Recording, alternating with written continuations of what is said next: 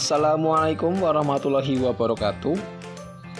Semangat pagi, salam sejahtera untuk kita semua. Kali ini kita telah memasuki KD keempat di kelas 10, yaitu tentang kinematika gerak lurus. Nah, sebelum memasuki ke gerak lurus, kita perlu mempelajari beberapa konsep dasar terkait tentang gerak, yaitu ada posisi, ada perpindahan, dan ada jarak. Posisi. Apa itu posisi? Posisi merupakan letak atau kedudukan suatu titik terhadap titik acuan. Letak atau kedudukan suatu titik terhadap titik acuan.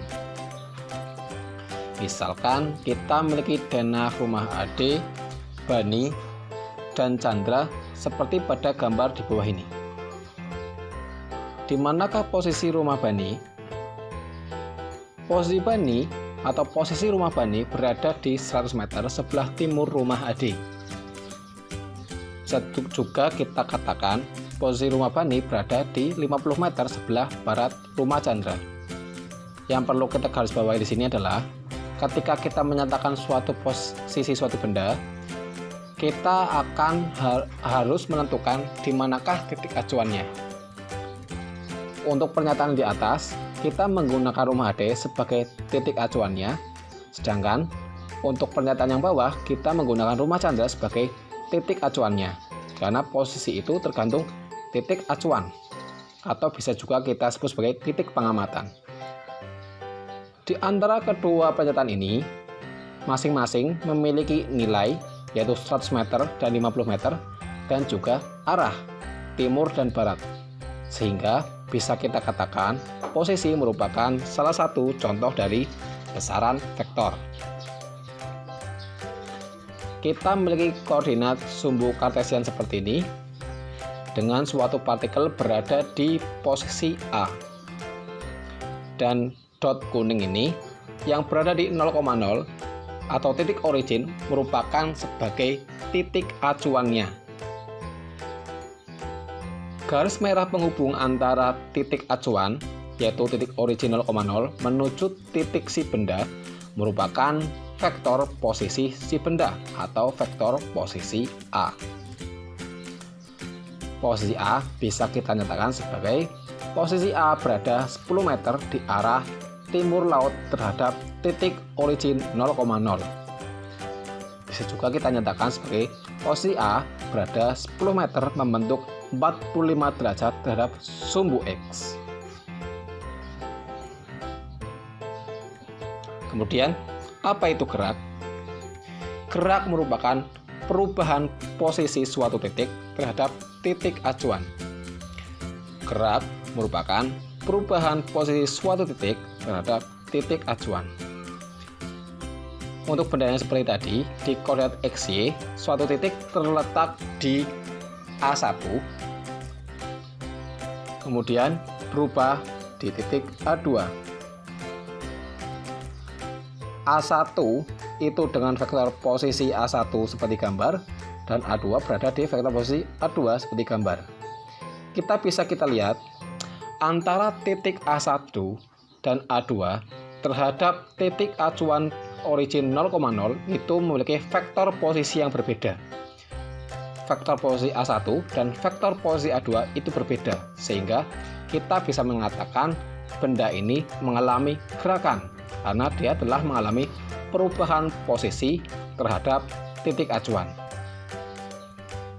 Kemudian, perubahan vektor posisi antara A1 dan A2 merupakan vektor perubahan posisi yang kita bisa nyatakan sebagai vektor posisi kedua dikurangi vektor posisi pertama. A2 merupakan vektor posisi kedua dan A1 merupakan vektor posisi A1. Perubahan posisi ini bisa juga kita sebut sebagai perpindahan. Coba perhatikan ilustrasi 3 truk di bawah ini.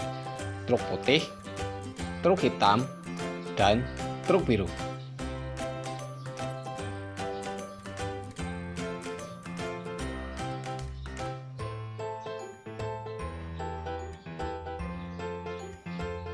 Pertanyaannya adalah,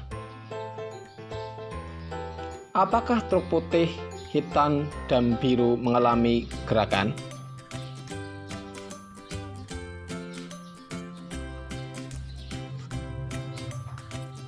Ya, betul sekali. Jawabannya adalah tergantung.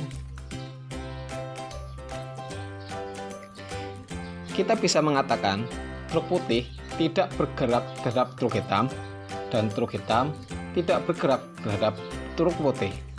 Kenapa demikian? Coba perhatikan pada gambar.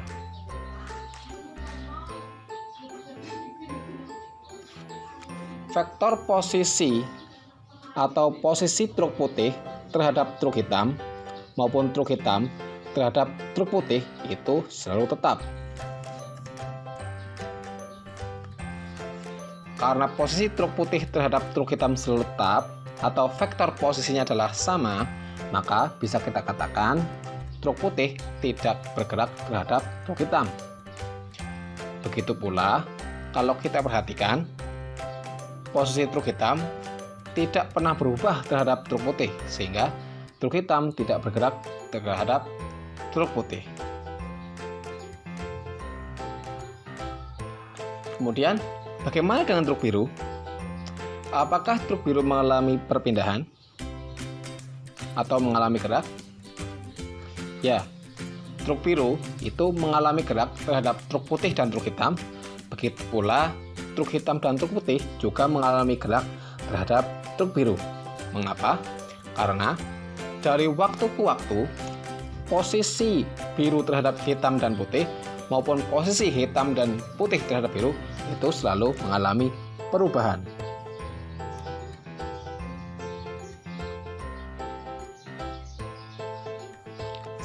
Apa sih perbedaan perpindahan dan jarak itu? Perpindahan hanya memperhatikan posisi awal dan posisi akhir. Sedangkan jarak, dia memperhatikan bagaimana suatu benda bergerak pada suatu lintasan. Perpindahan juga merupakan besaran vektor, sedangkan jarak adalah besaran skalar.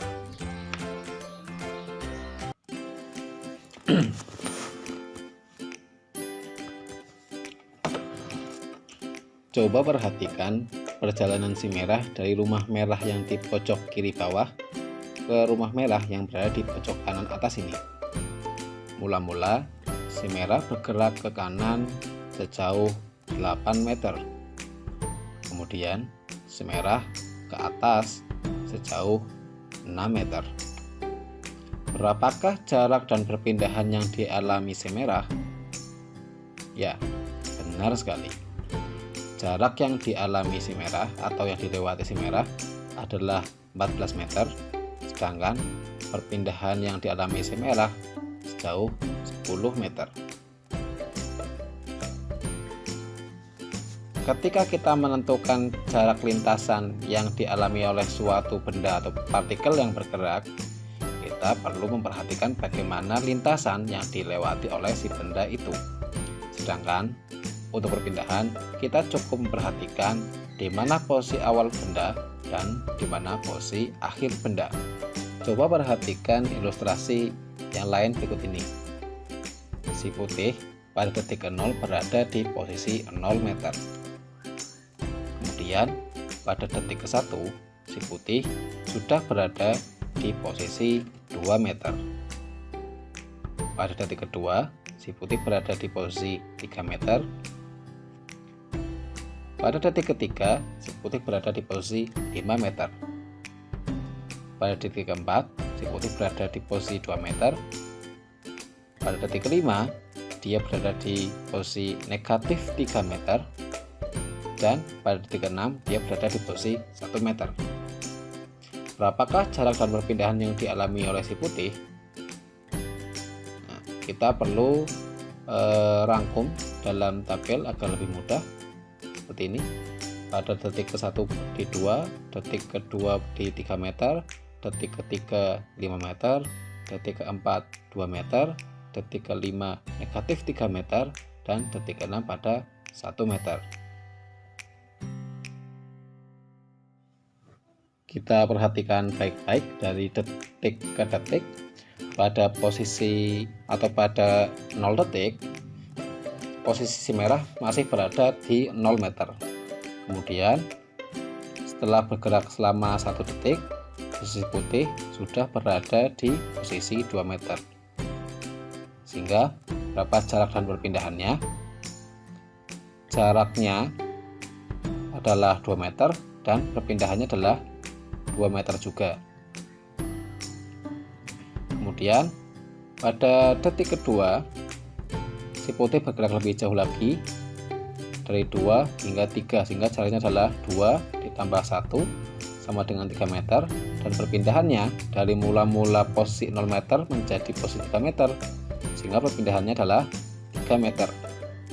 Kemudian pada detik ketiga, jarak yang dialami si putih adalah 2 ditambah 1 ditambah 2, sehingga jarak yang dilewati si putih adalah 5 meter, dan perpindahannya dari mula-mula 0 menjadi 5, sehingga perpindahannya adalah 5 meter. Pada detik keempat,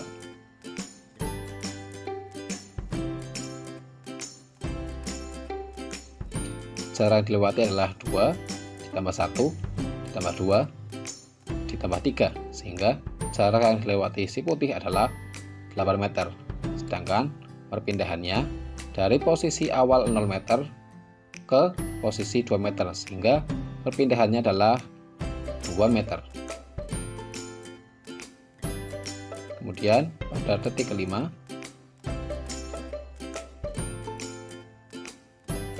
jarak yang ditempuh oleh si putih adalah 2 tambah 1 tambah 2 tambah 3 dan ditambah 5, sehingga jaraknya adalah 13 meter.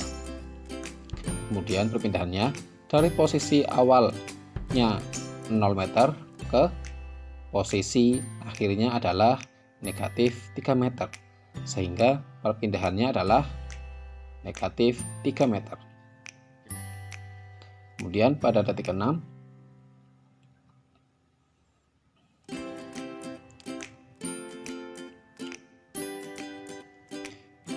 jaraknya adalah 2 ditambah 1 ditambah 2 ditambah 3 ditambah 5 dan ditambah 4, sehingga jarak yang ditempuh oleh si putih adalah 17 meter, dan perpindahannya dari posisi awal mula-mula 0 menjadi 1, sehingga perpindahan yang dialami oleh si putih dari detik ke 0 hingga detik ke 6 adalah sejauh 1 meter.